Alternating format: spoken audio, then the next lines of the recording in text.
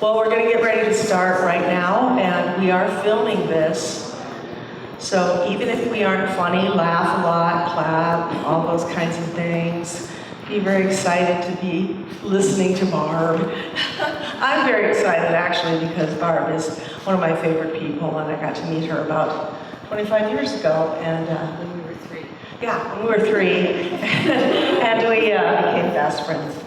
So anyway, welcome to the Writer's Block, number 5. I'm Darla Giroux. I'm the president of Backroom Productions, who is presenting this series. Barb has not been able to make it to any of these yet, and I'm so glad she's here tonight, because not only she is our presenter, but also a big part of the Backroom Productions group. She was the one that decided to write some grants after COVID, because COVID, as we know, changed everything. And people were looking for things they could do without leaving the house. And so we are filming all of these with Black Hills Media, and then we put them on our Facebook page. So that was the impetus behind getting this group together and starting to really explore some of our local authors. Now, we do have some help. Barb, we have the South Dakota Arts Council, the Arts Midwest, the National Endowment for the Arts, and the Rapid City Arts Subsidy. Did I miss anything? I don't think so. You said Arts Council. Did I say South Dakota Arts Council? So anyway, so that's where we got our help. So that's why we can pay the authors, because we believe authors that are coming here should get paid. We believe that tech people should get paid. We believe that Don, who's providing the PA tonight, might get a couple bucks. Special muffins. So anyway, I'm going to just start with a little interview with Barb, and then we're going to cut her loose because she is more than prepared for this. So 5 short questions, Barb. Okay. Where were you born? I was born in Rapid City. I told you. I was born in Rapid City at Bennett Clarkson, right over here. And I got a short story. My mom is here. Wave, Mom. My mom tells me that I was in such a hurry to get here that she walked into the hospital and I essentially fell out. Then you question your decision right away. And what school did you go to here in Rapid City? Oh, I went to 13 different schools. So I started out, I grew up out on Rimrock, and I went to a one-room schoolhouse without running water to Cleghorn. Remember Big Bend? Before Cleghorn, there was Big Bend, one-room house. Then I went to Cleghorn and Robbinsdale and you didn't know, Grandview and someplace else. And I went to South Junior High and West Junior High and Stevens, and then graduated from Rapid City Central.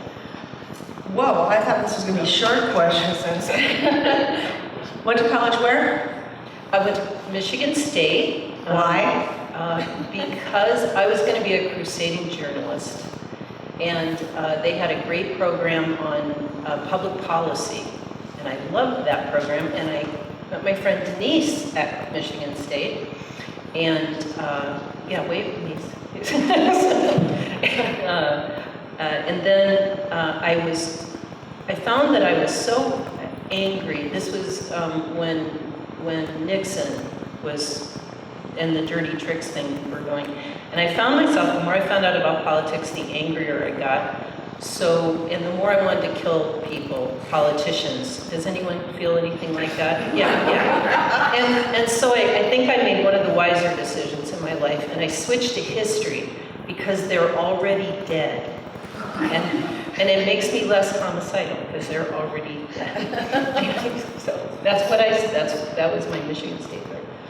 I know this is a personal question, but married? I did do that recently. Yeah. You got married. Yeah, I did. I got married. And that person may be present in the room. You have kids? I have 2. I have the adorable Adam Grigg, who is watching us remotely from He's going to school in Maryland. And then I have my stepson, Eric, who is also adorable. And Yeah, very politically motivated. very politically motivated, yes. So they bring home things that I want to kill people over. But Now we're working on trying to do something about it. yes, right. Yes, So where do you live now?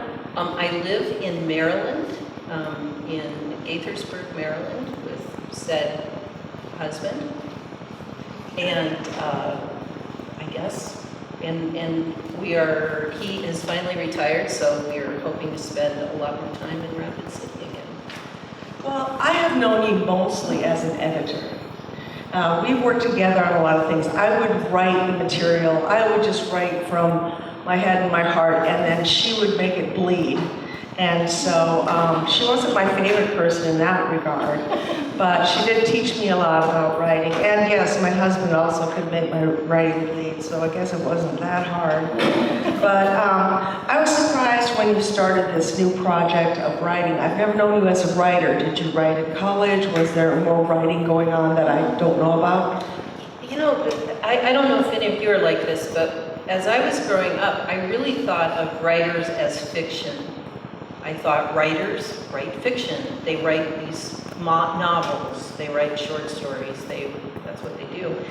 And I was never called to do that. I did not have a fiction story I felt like telling. I wrote poetry, but it was mostly, confessional sorts of, the things you write when you're 20 years old. But I was never compelled to write anything fiction. And what I discovered as I got into editing, actually, is that I have a real affection for nonfiction. So I started writing primarily because it's nonfiction. That I find interesting.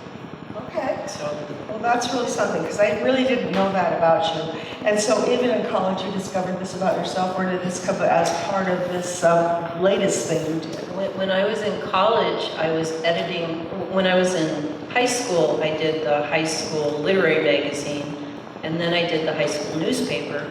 And you'll remember I was going to go to college and be a crusading journalist. Woodward and Bernstein were my heroes, so I wanted to be them.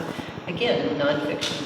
And I didn't connect it. I just thought, well, I'm not really a writer because I don't want to write fiction. I don't want to write stories. I don't have a story I want to tell. Like, I'm not a writer. I write all the time. I write constantly, but I'm not a writer.